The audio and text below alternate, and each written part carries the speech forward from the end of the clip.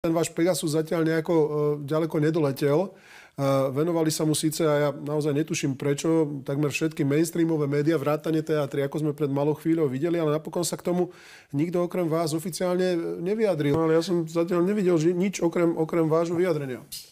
Ešte raz vám hovorím, ako to je. Mal som niekoľko diskusí s rôznymi investigatívnymi novinármi, kontrolné mechanizmy. Dobre, tak sa vráťme k úzdroju tej informácie, ktorým je agentúra Bloomberg. A teraz jedno poučenie odo mňa zase smerom k vám. S takýmito informáciami, ktoré sú naozaj veľmi vážne, sa chodí von až vtedy, keď máte aj nejaký relevantný dôkaz.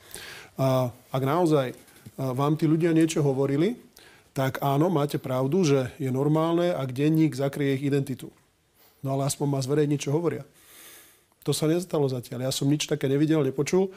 Naozaj sú zatiaľ zverejnené len vaše slova. A ak som sa potom pozeral na ďalší rozhovor napríklad s pánom Vladimírom Bilčíkom, ktorý prišiel do kontaktu s vyšetrovaním práve takýchto kauz v iných krajinách, kde sa teda zisťovalo, či majú alebo nemajú Pegasus, tak on sám viac menej spochybnil nepriamo vaše slova, keď povedal, a môžem to opäť odcitovať, že nakúpiť takýto systém a následne ho prevádzkovať nie je vôbec jednoduché. Bavíme sa o desiatkách miliónov eur.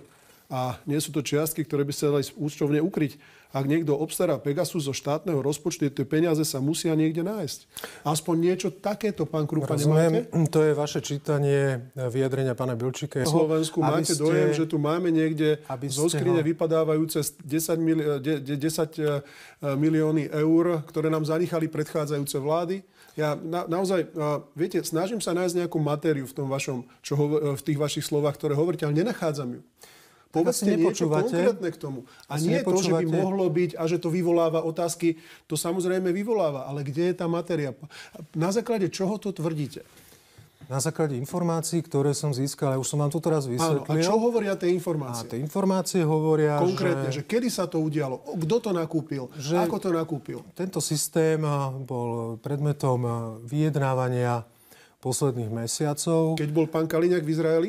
Posledných mesiacov s tým, že bol v nejakej testovacej fáze a bol spustený v septembri. Takže tá domnienka je taká, že keď sa rokovalo o protileteckej obrane v Izraeli, tak sa rokovalo aj o tomto?